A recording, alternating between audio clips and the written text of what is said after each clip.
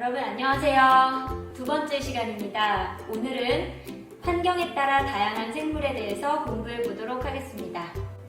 여러분은 육지에서 살고 있는데 육지가 아닌 바다라는 환경에서 사는 생물들은 여러분과는 완전히 다른 모습을 하고 있습니다. 이 사진은 열대어 사진인데요. 너무나 작고 앙증맞고 귀엽고 색깔도 너무 예쁘죠?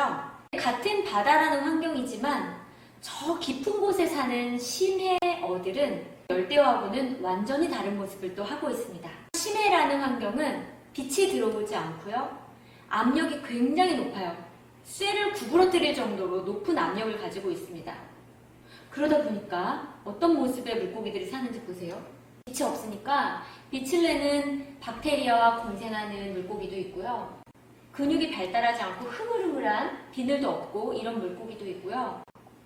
눈이 푹 튀어나온 물고기도 있고요. 바다 밑에 8,000m 정도 떨어진 곳에서 사는 유령같이 생긴 이런 물고기도 있습니다.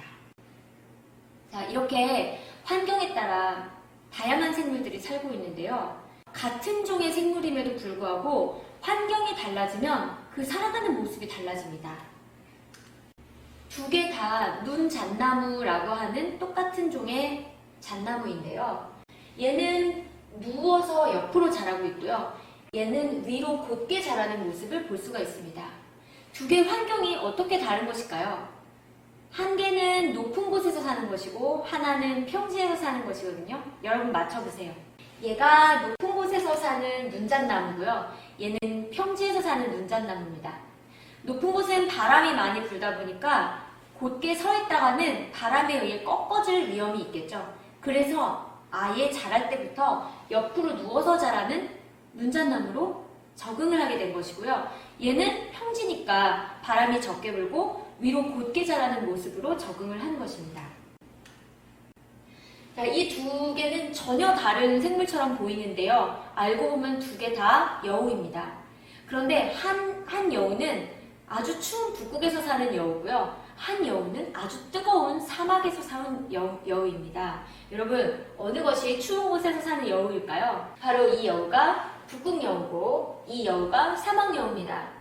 북극은 춥기 때문에 최대한 열 손실을 최소화해야 돼요.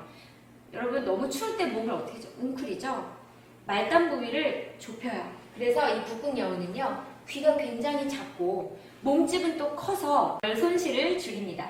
이에 반해서 사막 여우 너무 더워요. 여러분, 너무 더우면 어때요? 몸을 우리가 이렇게 다 펼치죠? 웅크리지 않죠? 네, 말초 부위를 크게 해서 열이 많이 발산되게 하는 거예요. 그리고 덩치도 작기 때문에 부피에 대한 표면적이 넓어서 열 손실을 크게 할 수가 있습니다. 이 두 가지는 소라입니다. 하나는 물살이 센 곳에서 사는 소라고요. 또 하나는 물살이 약한 곳에서 사는 소라입니다. 여러분, 어느 것이 물살이 센 곳에 있는 소라일까요? 네, 맞습니다. 뿔이 달린 이 소라가 물살이 센 곳에서 사는 소라입니다. 얘는 물살이 약한 곳에서 사는 소라입니다. 이렇게 같은 소라임에도 불구하고 같은 여우인데도 불구하고 또 같은 잣나무인데도 불구하고 사는 환경에 따라서 모습이 달라진다는 것을 확인할 수가 있었습니다. 네, 이렇게 같은 종의 생물 사이에서 나타나는 서로 다른 특징을 우리는 뭐라고 하냐면 변이라고 합니다. 그런데 이 변이가 어떤 요인에 의해서 생기냐면 환경의 차이에 의해서 생기기도 하고요. 유전적인 영향으로 생기기도 합니다. 앞에서 선생님이 설명했던 변이는요, 바로 환경에 의한 변이에요. 바람의 세기, 물살의 세기, 또 온도, 이런 다양한 환경 변화에 의해서 같은 종이라도 다양한 모습을 할 수 있는 거죠. 그런데요, 같은 환경에 살고 있음에도 불구하고 다양한 모습을 나타내기도 합니다. 그것은 바로 유전적인 차이 때문인데요. 한번 보시죠. 자, 여기 있는 이 무당벌레는요, 같은 곳에서 사는데도 불구하고 이 등의 색깔이 달라요. 얘는 빨갛고요, 얘는 노랗고요. 여기 있는 이 동그란 점들도 개수와 모양의 크기와 위치가 다 다릅니다. 이것은 바로 부모로부터 물려받은 유전자가 다르기 때문입니다. 네, 여기 있는 이 달팽이도 같은 환경에서 사는 달팽이인데요. 색깔, 그리고 이 돌아가는 이 띠의 모양과 개수가 다 다르죠. 그건 역시 유전적인 영향 때문입니다. 오늘 환경에 따라서 같은 종임에도 불구하고 다양한 모습의 생물들이 존재할 수 있다는 것을 배웠고, 그것이 바로 변이라고 하는데, 그 변이를 일으키는 두 가지 요소가 있다. 하나는 환경적인 요소고 또 하나는 유전적인 요소라는 걸 공부했습니다. 그러면 문제 하나씩 풀면서 마무리 짓도록 하겠습니다. 빈칸에 들어갈 말은 무엇일까요? 생물은 바람의 세기, 온도, 물살의 세기 등과 같은 어떤 요인에 의해 다양한 특징을 나타낼까요? 네, 환경이죠.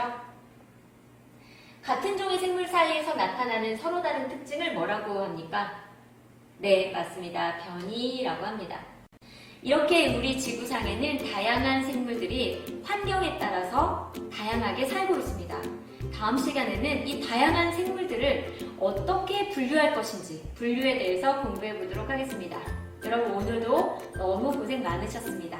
다음 시간에 또 만나요.